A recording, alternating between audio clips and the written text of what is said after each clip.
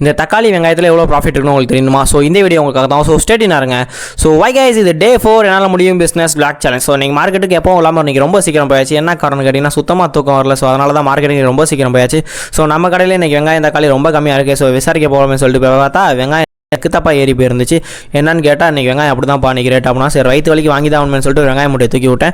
So தக்காளி கடைக்கு கேட்டால் ஒரே ஷாக்கு. எந்த மாதிரி ஷாக்குனா இந்த மாதிரி ஷாக்கு தாங்க.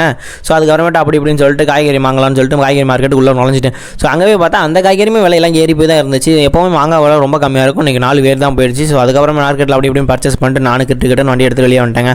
ஸோ அதுக்கப்புறம் நேராக கடைக்கு போயிட்டதுக்கப்புறம் ஆட்டோ வந்துருச்சு. ஸோ ஆட்டோ வந்ததுக்கப்புறமே நேராக க்ளீன் பண்ணி கடை எடுத்து வைப்பேன்னு சொல்லிட்டு போய் பார்த்தா ஒரே டஸ்ட்டு கடை. ஸோ அப்புறமேட்டு தொடச்சி கிடச்சி நல்லா க்ளீன் பண்ணதுக்கப்புறமேட்டு வந்து காய்கறியை செக் பண்ண ஆரம்பிச்சிட்டேன். ஸோ செக் பண்ணி என்ன செக் பண்ணுறேன் பார்த்தீங்கன்னா நிறைய காய் மிஸ் பண்ணிடுறாங்க. ஸோ அதனால் நிறைய செக் பண்ண ஆரம்பிச்சிட்டேன். ஸோ அதுக்கப்புறம் கஸ்டமர் வர ஆரம்பிச்சான்.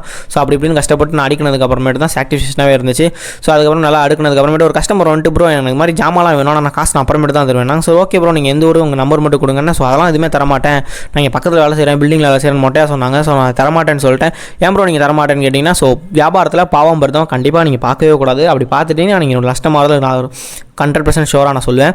ஸோ அதுக்கப்புறமேட்டு வடகத்தில் எவ்வளோ ப்ராஃபிட் இருக்குன்னு நீங்கள் கேட்டிங்கன்னா நான் நெக்ஸ்ட் வீடியோவில் கண்டிப்பாக நான் எல்லாத்துக்கும் ப்ராஃபிட் எக்ஸ்பிளைன் பண்ணுறேன். ஸோ மார்னிங் சேல்ஸை பார்த்தேன் ஓரளவு நல்லாவே இருந்துச்சு. ஸோ ரைட் நம்ம போய் நான் சாப்பிட்டு ரெஸ்ட் எடுப்பேன். எவ்வளோ நல்லா ரெஸ்ட் எடுத்தால் மட்டும்தான் நெக்ஸ்ட் லெவலில் உங்களால் மூவே பண்ண முடியும். ஸோ நான் நல்லா சாப்பிட்டு தூங்குமேன்னு சொல்லிட்டு நேராக ரூம் போய்ட்டு நல்லா சாப்பிட்டு தூங்கிட்டு நல்லா லஞ்சு கிஞ்செலாம் முடிச்சு நேராக கடைக்கு வர ஆரம்பிச்சிட்டேன்.